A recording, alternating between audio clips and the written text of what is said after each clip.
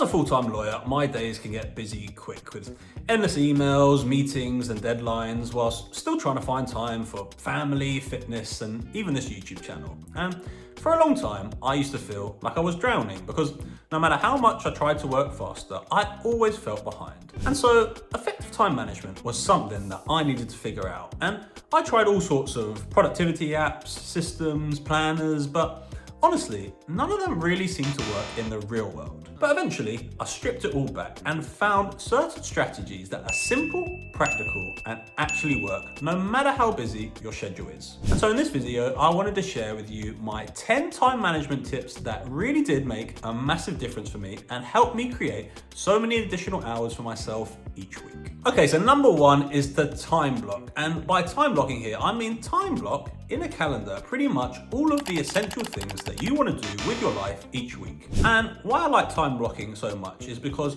one, it brings a real sense of intentionality to your time because you actually really have to think about the things that you want to do and then plan around those things accordingly. And secondly, it gives you, once the time blocking system is set up, a bit of a map in terms of actually working towards what you're going to do and a sense of direction as to how you're going to achieve your goals.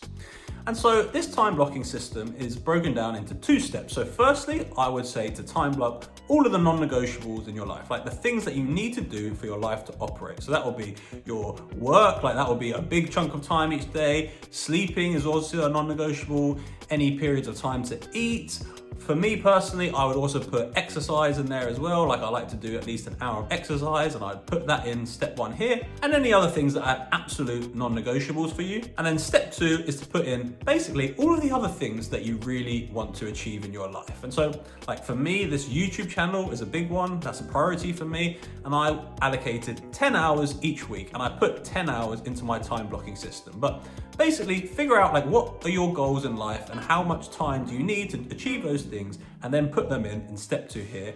And then you will have this time blocking system of exactly what you need to do and when you're going to do these things each week. Number two is Parkinson's law. And so this is a theory that essentially says work will expand to fill the time that we allocate towards it. So in other words, if we think to ourselves like there's some project that we want to do and we need 20 hours to do that thing, the likelihood is it's going to take 20 hours to do that thing, even if in reality we probably could have done it in a much shorter period of time. And this was like such a aha realization for me because it was so clear within my own life. Like if I had something to do but just had like an endless period of time to do it, it would probably take me quite a long period of time. Where if I had to do the exact same thing, whatever it may be, but in a much shorter period of time, 9 times out of 10, I would still be able to do that thing. Because I think just like having that shorter period of time, it almost just focuses your mind and it focuses you to actually just get to work and be more efficient and be more energized towards the thing that you're working towards. And so the takeaway is to basically make sure that you do set deadlines for things. You should always be doing that. And in reality,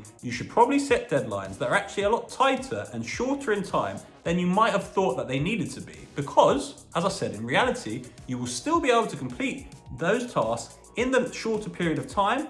And in doing so, you will therefore save a lot of time in the process. Number three is not utilizing every minute of the day. And what I mean here is that so often we have these little pockets of time throughout our day which we just don't utilize. Like maybe it's you've got like 6 minutes before you've got to join a work call. Maybe it's 11 minutes before you've got to go out of the house to do something. And so often the default setting is to just think, well, it's not enough time to do anything. And you just waste that. Like maybe it's, for me, it would probably be like, get on my phone and just scroll Instagram and just completely waste the time. But those pockets of time, they really do add up throughout the day. And if you are not using those periods of time, you will ultimately, at the end of the day, have lost quite a lot of time. And what I came to realize is that in reality, you definitely can utilize those periods of time. And so for me, I just tried to either do like a little admin task that I could do quickly, or maybe it's like some annoying little like house chore or something like that that I've been putting off. But you most definitely can get things done within these periods of time. And if you do that, you will get so much more done than you probably otherwise would have. And you will actually save a lot of time later in the day to then focus on more substantive tasks that you want to actually prioritize and focus on.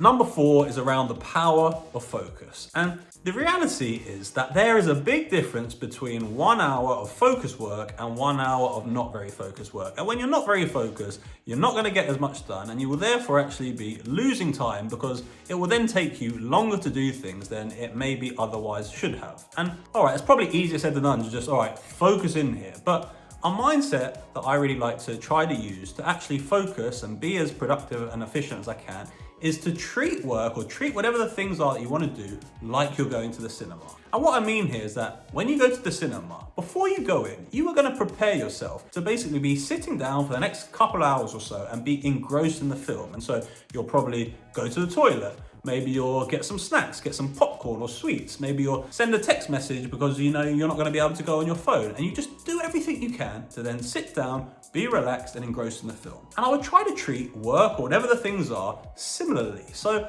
I would just try to prepare yourself as best as you can. Like if I am actually gonna try and sit down for a real deep period of work, I will try to make my working space nice and clear because I know I'm more productive if it's clean and tidy. I will, similar to the cinema, go to the toilet. I think, am I hungry? Or do I want to bring a snack in with me? Do I want to maybe have some caffeine and get a little bit of energy going? Make sure I've got water with me. And I just do everything so that when I sit down, I can just focus in. I turn my phone notifications off as well to not have those distractions. And by doing all that thing, I can then really just be engrossed in the task at hand and be as focused as possible. And that will allow me to be more efficient, be more productive, get more done, and save time. Number 5 is to design your environment to work for you. Because one of the biggest things that I've realized around time management is productivity, is that we really should try to remove as much of the friction that makes things harder than they need to be. And that really does relate to designing our environment to work for us instead of against us. And so basically you want to make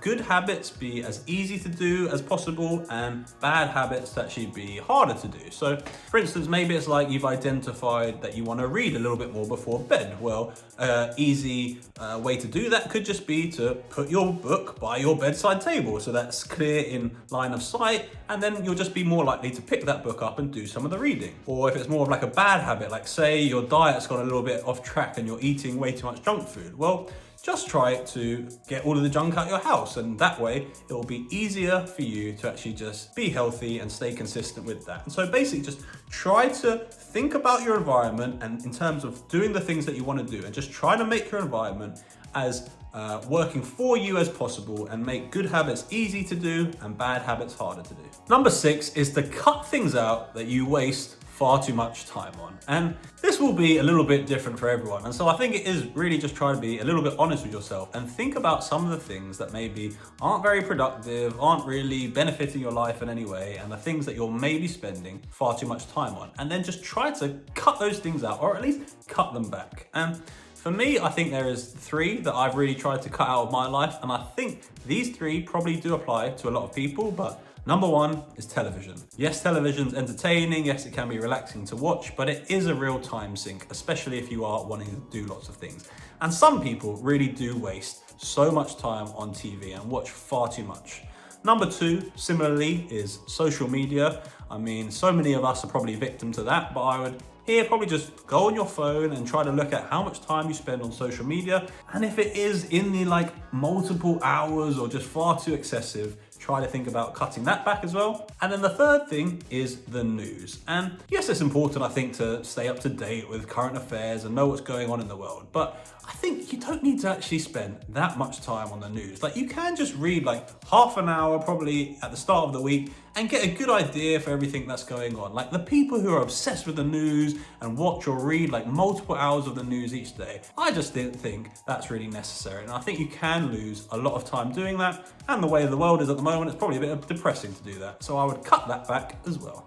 Number 7 is to delegate where possible. And what I've come to realize about delegating is that you are essentially buying back your time, because anything you delegate out is something that you don't need to do, and so you are saving time in the process here. And of course, this is going to be a little bit dependent on really kind of your like financial situation, because if you want to delegate something out, then you probably are going to have to pay for it. But I think depending on your situation, I think there probably is lots of little things that people can delegate out. And like for me, it's probably like delegating low value tasks that are maybe just a little bit annoying for you to do. Like maybe it's gardening or cleaning or, things like that. Because ultimately, if you do have the means to delegate them out, you can then have more time and you can focus more on some of those like high value ticket items that are actually gonna move the needle more for you, or just gonna be things that you're gonna enjoy doing more or want to prioritize within your life. And so I would just try to actually be mindful of the power of delegation and how it can be a tool to buy back your time.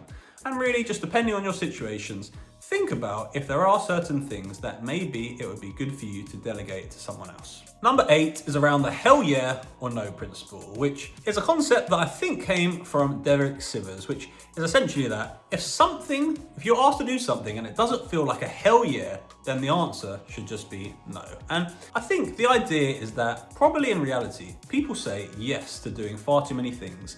And often there'll be things that in reality, they probably don't want to do. And the truth is also that every yes you say to something is probably a no that you're going to be basically saying to something else. Because if you say yes, there's going to be a time cost to that. And that means that you won't be able to do some other things that maybe you actually would have preferred to be doing. And so the point here is to just be a little bit mindful of this. Be mindful of how many things you're saying yes to, and maybe things that you're saying yes to without really thinking about. And it's not rude in any way to actually say no to things, because really it's actually just being strategic, and we need to actually be careful with what we say yes to, and we really should protect our time. So if you are ever asked to do something, just don't answer kind of immediately, and just really have a think and think about whether it's something you want to do or whether it will be something that will be beneficial to your life, and don't feel bad about saying no to more things.